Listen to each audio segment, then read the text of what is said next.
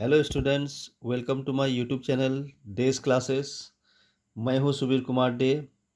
Students, पिछले video में हम लोगों ने पढ़ा था क्लास 10 एनसीईआरटी मैथ का चैप्टर नंबर 4 का एक्सरसाइज 4.1 का 1 नंबर, जिसमें टोटल 8 क्वेश्चंस थे जिनको हम लोगों ने सॉल्व किया। ये 8 क्वेश्चन हम लोगों ने सॉल्व किया। अब इस वीडियो में, आज के इस वीडियो में हम लोग पढ़ने वाले हैं क्वेश्चन नंबर 2, जिसमें टोटल 4 क्वेश्चंस है जो वर्ड प्रॉब्लम है। तो इन्हें हम लोग एक एक करके सॉल्व करते हैं। तो चलिए शुरू करते हैं और अंत तक इस वीडियो में बने रहेंगे।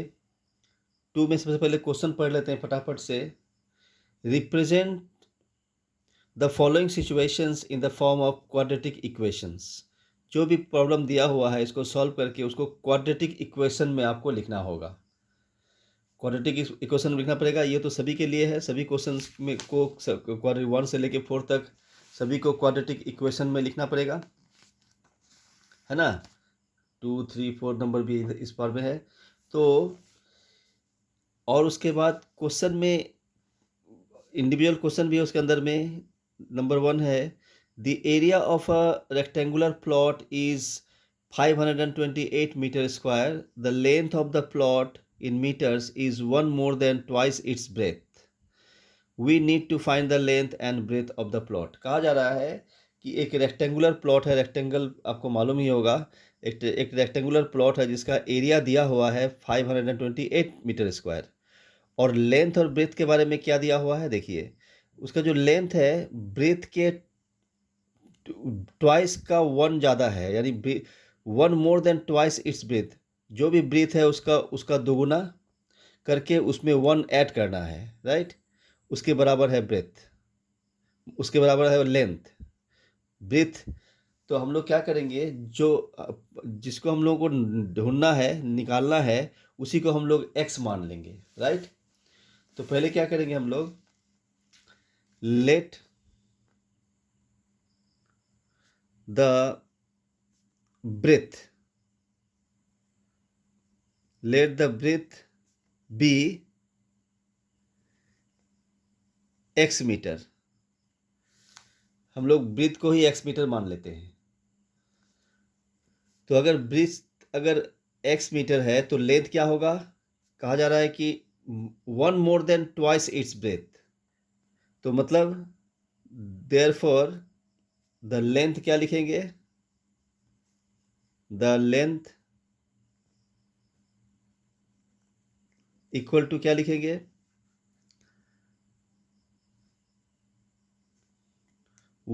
Twice its breath means 2x plus 1। Length हो जाएगा 2x plus 1 metre. Very simple है। अगर ब्रेथ x है तो लेंथ 2x प्लस 1 हो जाएगा, 1 more than twice its breadth, right.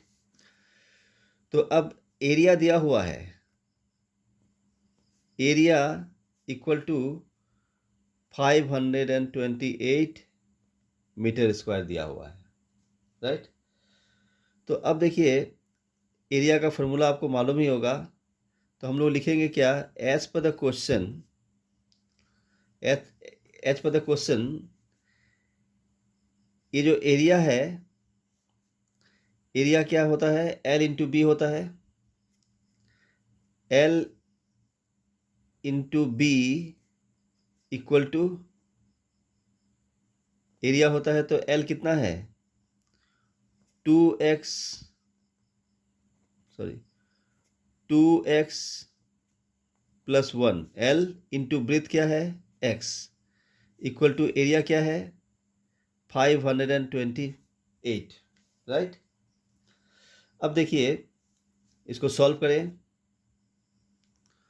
2x into x क्या हो जाएगा, x से 2x को मल्टीप्लाई करेंगे तो क्या होगा, 2x स्क्वायर हो जाएगा, प्लस x को 1 से मल्टीप्लाई करेंगे तो x हो जाएगा, इक्वल टू 528, राइट।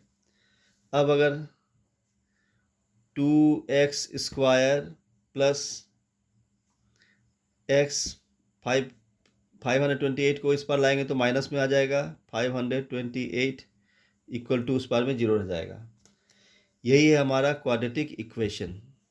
यह है क्वाड्रेटिक इक्वेशन। क्वेश्चन में क्या कहा जा रहा था?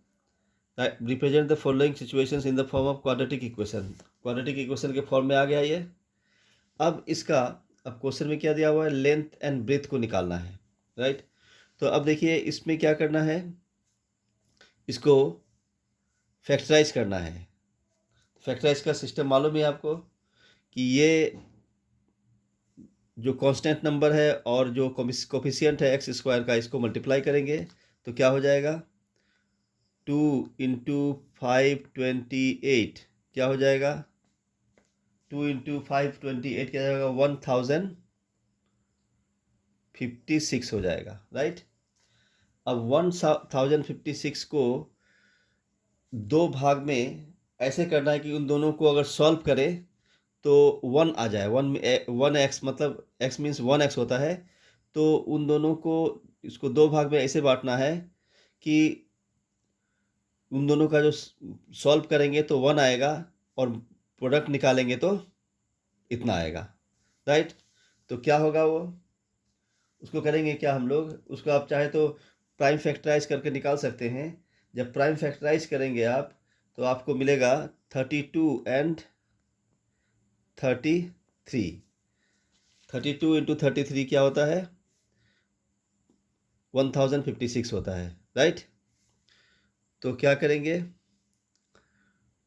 2x लिखेंगे as it is 2x square. उसके बाद क्या लिखेंगे? प्लस 33x लिखेंगे माइनस 32x लिखेंगे। 33x माइनस 32x x हो जाएगा। इसके इन दोनों को सॉल्व करेंगे तो x आएगा।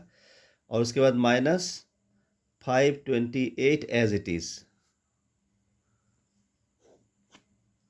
अब इसको सॉल्व करते हैं।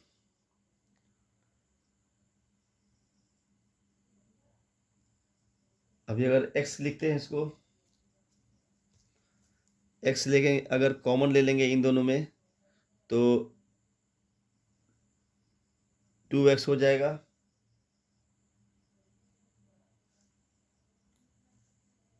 या फिर हम इसको एक बार इसको क्या करते हैं, 32 means 2x square as it is लिखेंगे, माइनस 32 को इस पार लिखते हैं, राइट। उसके बाद प्लस 33 को उसके बाद लिखते हैं, तब ये अच्छा सेटिंग हो जाएगा। उसके बाद माइनस 528 इक्वल टू 0। अब क्या करेंगे हम लोग? 2x को कॉमन ले लेंगे। इन दोनों में 2x को कॉमन ले लेंगे। 2x को कॉमन ले लेंगे तो यहाँ x बच जाएगा, इसमें 2x निकल जाएगा, x बच जाएगा। माइनस 32 में से 2x ले लेने से 16 आ जाएगा। उसी तरह से प्लस, या इन दोनों में हम 33 ले लेंगे कॉमन, अंदर में रह जाएगा। इन दोनों 33 आ जाने से x बच जाएगा यहाँ पर। माइनस 33 इंटू 32 होता है, तभी तो 528 होता है। तो 33 यहाँ है तो ऑब्वियसली यहाँ पर 32 होगा, राइट। सॉरी 16 होगा।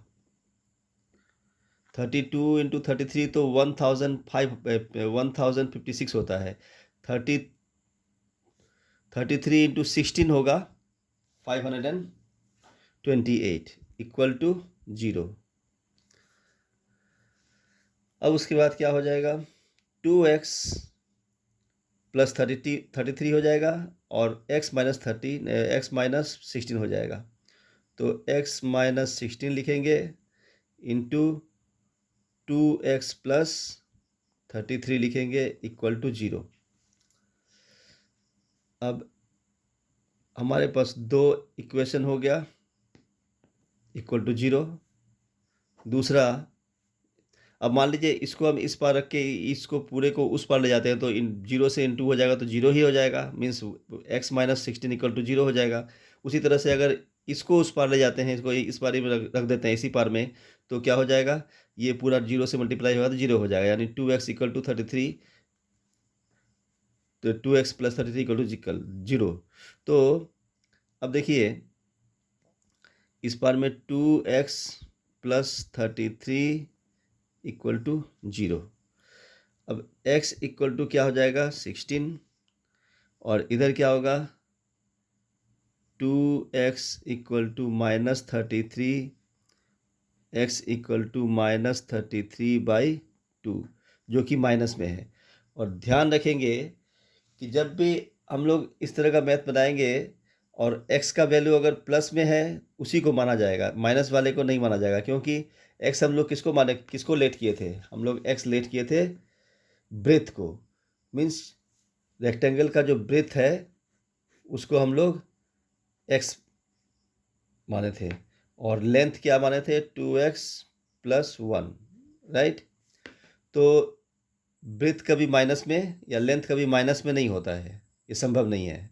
इसीलिए ये जो प्लस वाला है 16, ये है x का value, means x means breadth. तो ब्रेथ अगर x है 16 है तो लेंथ क्या हो जाएगा 2x प्लस 1, 2x प्लस 1 है ना।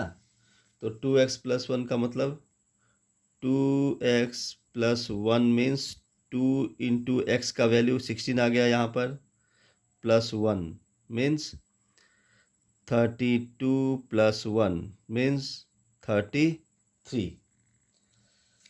इस प्रकार हम लोग hence length equal to 33 metre and breadth equal to 16 metre, ये हमारा आंसर हो गया, राइट। तो चलते हैं नंबर 2 में। 2 नंबर क्वेश्चन क्या है, the product of two consecutive positive integers is 306, we need to find the integers. दो कंसेक्यूटिव इंटीजर्स है, कंसेक्यूटिव मीन्स लगातार, अगर 4 है तो दूसरा होगा 5, है ना, 25 है तो 26 होगा, मीन्स कंसेक्यूटिव मीन्स लगातार नंबर। तो टू कंसेक्यूटिव नंबर्स का जो प्रोडक्ट है, प्रोडक्ट मीन्स मल्टीप्लाई करने के बाद जो आता है वो 306 दिया हुआ है, उन दोनों नंबरों को हम लोगों को निकालना है। पहले तो क्वाड्रेटिक इक्वेशन उसका निकालना है, तो क्या लिखेंगे, पहले लिखेंगे let the first number be x, पहला नंबर x मान लेते हैं, ठीक है। Therefore the second number equal to क्या होगा, अगर मान लीजिए x के बदले कोई आप नंबर ले लीजिए, मान लीजिए आप 7 मान लिए, x की जगह 7 ले लिए, तो कंसेक्यूटिव नंबर मतलब 7 के बाद क्या है 8। 8 कैसे हुआ, 7 में 1 ऐड किया तभी तो 8 आया। तो कंसेक्यूटिव नंबर लगातार में जब भी हम लोग उसको क्या करते हैं 1 ऐड करते हैं तो नेक्स्ट आ जाता है। तो उसी तरह से अगर x पहला नंबर है तो दूसरा नंबर x प्लस 1 होगा, x प्लस 1 होगा, पहला नंबर x, दूसरा नंबर x प्लस 1। पहला नंबर अगर 5 है दूसरा नंबर 5 प्लस 1 6 होगा, 5 6 है ना। पहला नंबर अगर 9 है तो दूसरा नंबर 9 प्लस 1 10 होगा। तो वेरी सिंपल, तो हम लोग x माने हैं तो दूसरा नंबर x प्लस 1 है, ये दोनों कंसेक्यूटिव नंबर्स है। अब कहा जा रहा है therefore product of the numbers, पहले तो हम लोग लिख देंगे प्रोडक्ट ऑफ द नंबर्स दिया हुआ है उसको लिख देंगे पहले, product of the numbers equal to जो दिया हुआ है, कितना दिया हुआ है, प्रोडक्ट ऑफ द नंबर्स 306 दिया हुआ है, तो 306 लिख लेंगे पहले हम लोग, 306 इट इज गिवन। तो अब लिखेंगे देयरफॉर, थोड़ा नीचे लिखता हूँ, देयरफॉर ये नंबर इंटू ये नंबर, ये पहला नंबर है या दूसरा नंबर है, दोनों नंबर का प्रोडक्ट इतना होगा, तो x into x plus 1 equal to 306, ये होगा। अब देखिए इसको सॉल्व कीजिए। x into X, X square, x into +1 plus X equal to 306। फिर उसको शिफ्ट कीजिए, X square plus X minus आ जाए, इधर इस पर आएगा तो माइनस में हो जाएगा, 306 हो जाएगा इक्वल टू 0। ये हुआ हमारा इक्वेशन, क्वाड्रेटिक इक्वेशन। ये हमारा क्वाड्रेटिक इक्वेशन के फॉर्म में मैंने लिख लिया। अब क्या करना है, इसका लेंथ इसका दोनों नंबरों को निकालना है। We need to find the integers, दोनों इंटीजर्स को निकालना है हम लोगों को। जिसको x माने थे उसका वैल्यू और x + 1 का वैल्यू निकालना है। तो वही करेंगे। फिर हम लोग इसका फैक्टराइज, उसका स्प्लिटिंग मेथड से इसको फैक्टराइज करेंगे। तो क्या होगा, 306 एंड इसका कोफिशिएंट 1, तो 306 इंटू 1 306 हो जाएगा। इसका प्राइम फैक्टराइज करेंगे और इस तरह से उसका प्राइम फैक्टराइज करेंगे कि इसका दोनों का दो नंबर का वैल्यू जो है वो हम लोग करेंगे क्या, 18 इंटू 17 करेंगे तो हो जाएगा, इन दोनों को मल्टीप्लाई करने से 306 हो जाएगा, राइट। अब देखेंगे जब 18 और 17 करेंगे तो 306 हो जाएगा, और इन दोनों का जो सॉल्व करेंगे जब हम लोग इन दोनों को, तो हम 1 आएगा, 1 मीन्स 1x, राइट। तो क्या करेंगे, x square plus 18x minus 17x minus 306 equal to 0, right. अब x को कॉमन ले लीजिए इन दोनों में, इसमें x बचा प्लस इधर 18 बचा माइनस 17x, और इसमें 306 में 17 को कॉमन ले लीजिए तो इधर से x बच जाएगा, माइनस 17 इंटू 18 होता है तो 18 हो जाएगा, और ये प्लस हो जाएगा इधर, क्योंकि माइनस में -17 है इंटू प्लस 18 तभी होगा -306 इक्वल टू 0। अब हमारा x + 18 इंटू x - 17 ये हो गया, 2 फैक्टर्स है equal to 0।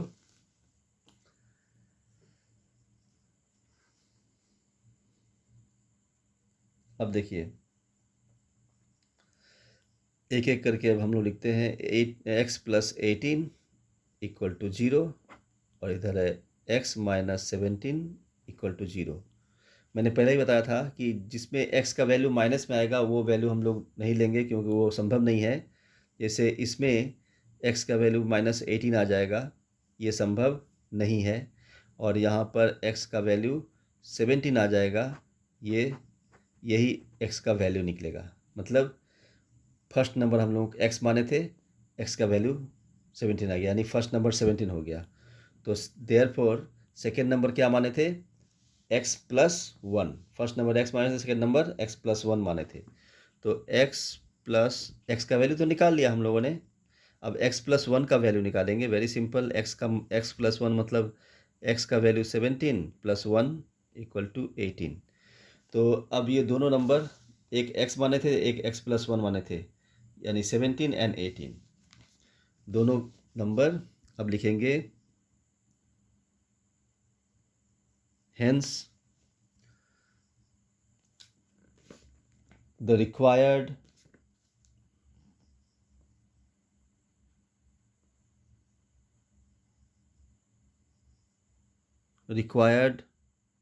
numbers are 17 and 18. Answer. Got it? Very simple है। अब चलते हैं नंबर 3 नंबर में। Rohan's mother is 26 years older than him.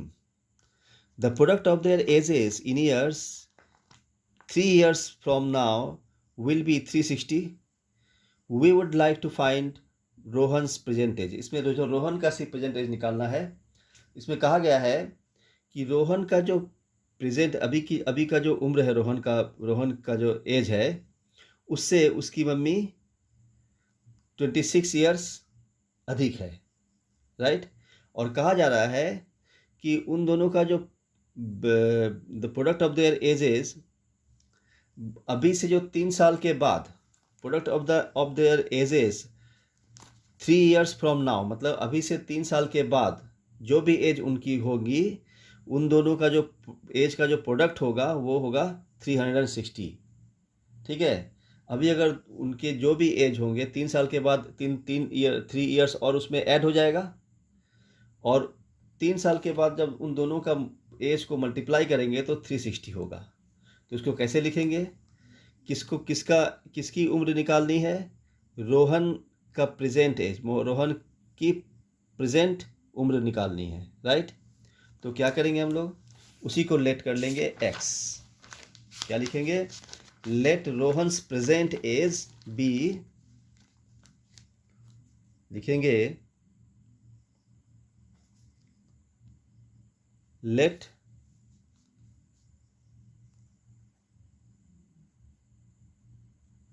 Rohan's present age be x years, right. तो रोहन की mother 26 years older than him है, तो उसकी मम्मी क्या है? 26 ईयर ज़्यादा है। तो लिखेंगे देयरफॉर हिज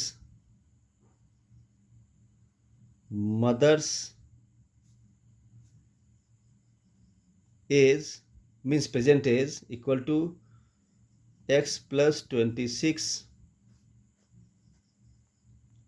ईयर्स होगा। Very clear. मोहन की उम्र अगर x ईयर्स है तो उसकी मम्मी की उम्र x प्लस 26 ईयर्स, क्योंकि 26 ईयर ज़्यादा अधिक है। अब 3 ईयर के बाद, तो अब अभी का एज ये है, और 3 साल के बाद तो इन दोनों में 3 ईयर्स ऐड कर देंगे। अभी अगर आपकी एज मान लीजिए कि 10 ईयर्स है तो 3 साल के बाद क्या होगा? 10 प्लस 3 13 ईयर्स। तो अभी अगर x ईयर और 3 ईयर्स के बाद क्या होगा? x प्लस 3, इसमें भी 3 ऐड हो जाएगा। तो यहाँ पर लिखेंगे हम लोग आफ्टर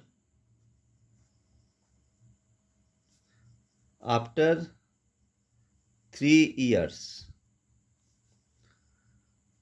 लिखेंगे रोहन्स एज। 3 साल के बाद रोहन की उम्र क्या होगी? x plus 3, very simple, x plus 3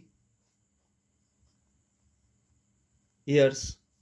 और उसकी मम्मी की क्या उम्र होगी? x प्लस 26 प्लस 3, इसमें एक 3 ऐड हो जाएगा।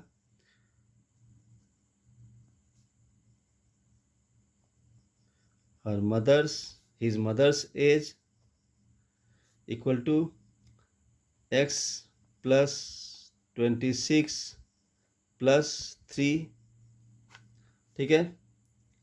या फिर हम इसको ब्रैकेट के अंदर ही कर देंगे, है ना। तो अब इसको हम सॉल्व भी कर देते हैं पहले। x प्लस 26 प्लस 3 मतलब x प्लस 26 और 3 29 हो जाएगा। इसको ब्रैकेट में करते हैं, मतलब 3 साल के बाद रोहन की जो उम्र है वो x प्लस 3 ईयर्स हो जाएगा, और उसकी मम्मी की उम्र x प्लस 29 ईयर्स, राइट। अब 3 साल के बाद इन दोनों का जो एज है उसका जो प्रोडक्ट है, मतलब मल्टीप्लाई करेंगे तो आ जाएगा 360, राइट।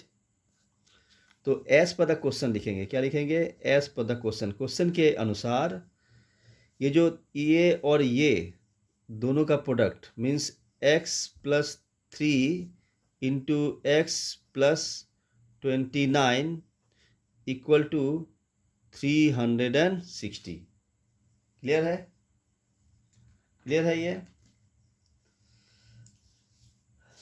अब क्या करेंगे? इसको सॉल्व करेंगे। Very simple, x into x square, x into 29 plus 29x अब 3 into x, 3x, 3 into 29, 3 into 29, 87,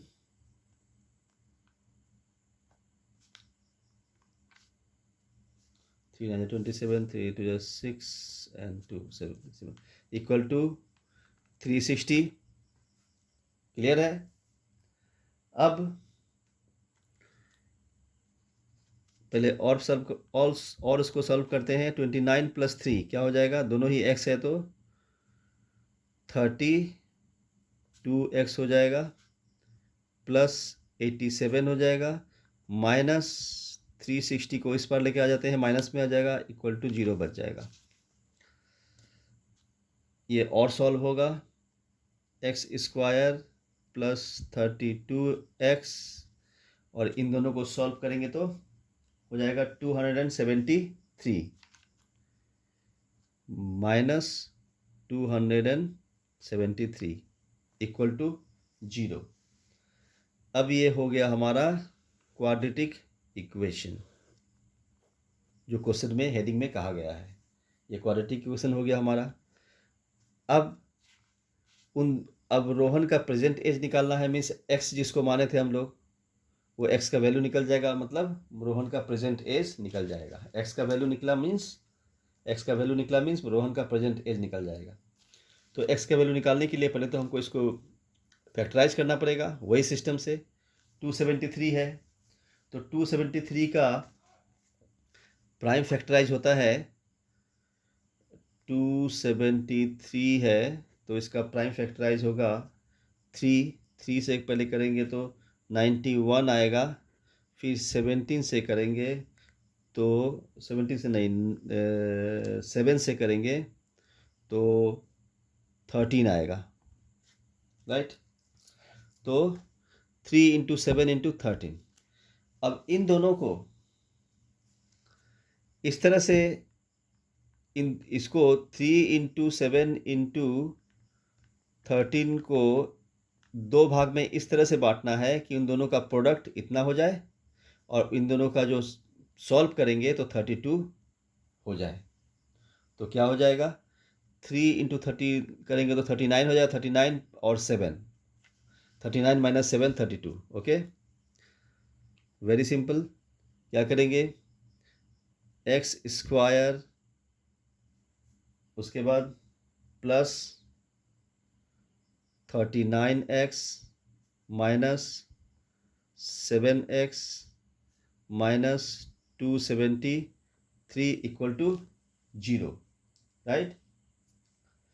अब इसको इन दोनों में x को कॉमन ले लेते हैं, एक x रह जाएगा इसमें, प्लस 39 हो जाएगा, फिर इसमें 7 को कॉमन ले लेते हैं, x रह जाएगा, माइनस नहीं प्लस 39 हो जाएगा, क्योंकि माइनस है, प्लस माइनस माइनस हो जाएगा, 39 हो जाएगा इक्वल टू 0। तो क्या हो गया हमारा? इसमें टू फैक्टर्स क्या हो गया? x plus 39 into x minus 7 equal to 0।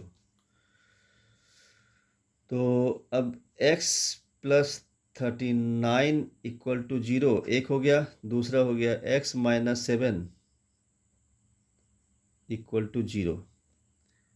पहले ही बता चुका हूँ मैं कि x का वैल्यू माइनस में नहीं होनी चाहिए, तो वो वैल्यू नहीं माना जाएगा। x इक्वल टू माइनस, ये 39 को उस पर ले जाएंगे तो माइनस आ जाएगा, जो कि ये वैल्यू नहीं होगा। और यहाँ पर x इक्वल टू -7 को उस पर ले जाएंगे तो +7 हो जाएगा, मीन्स यही वैल्यू होगा x का। तो x हम लोग किसका क्या माने थे? Let Rohan's present age be x years, और उसी को निकालने के लिए कहा जा रहा है क्वेश्चन में। तो यानी रोहन का प्रेजेंट एज क्या निकला? 7 years. Therefore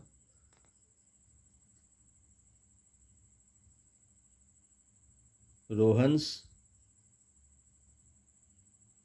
present age equal to 7 years। Answer clear है? Got it? चलते हैं नेक्स्ट नंबर में। नेक्स्ट नंबर है a train travels a distance of 480 kilometre at a uniform speed। Uniform speed means एक ही speed में, ना ना ना उसमें बढ़ता है, ना उसकी स्पीड को बढ़ाया जाता है और ना घटाया जाता है, वो एक ही स्पीड में एक जैसा चलता रहता है, उसको कहते हैं uniform speed.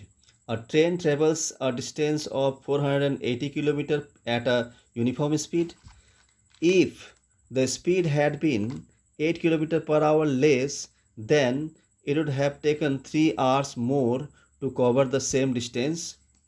We need to find the speed of the train। कहा जा रहा है एक ट्रेन है जो 480 किलोमीटर डिस्टेंस कवर करता है करती है, और उसका स्पीड जो है एक ही जैसा रहता है, यूनिफॉर्म स्पीड रहता है।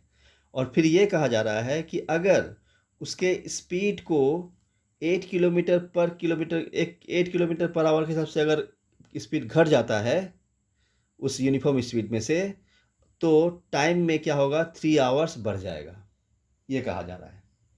तो कैसे बताएंगे इसको? क्या करेंगे? सबसे पहले क्या क्या क्या लेट करेंगे? किसको लेट करेंगे? लेट करेंगे हम लोग, let the speed of the train be x kilometre per hour. हम लोग स्पीड को ही, क्योंकि स्पीड ही निकालने के लिए कहा जा रहा है ना, we need to find the speed of the train, तो उसी को हम लोग लेट कर लेंगे x kilometre per hour. Number 4,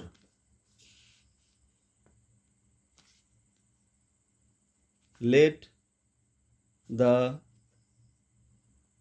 speed of the train be x kilometre per hour, right. और डिस्टेंस दिया हुआ है,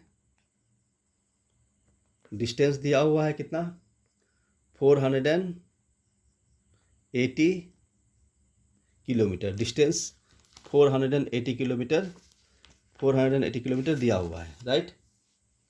अब क्या करेंगे, टाइम। तो टाइम का फॉर्मूला आपको मालूम होगा,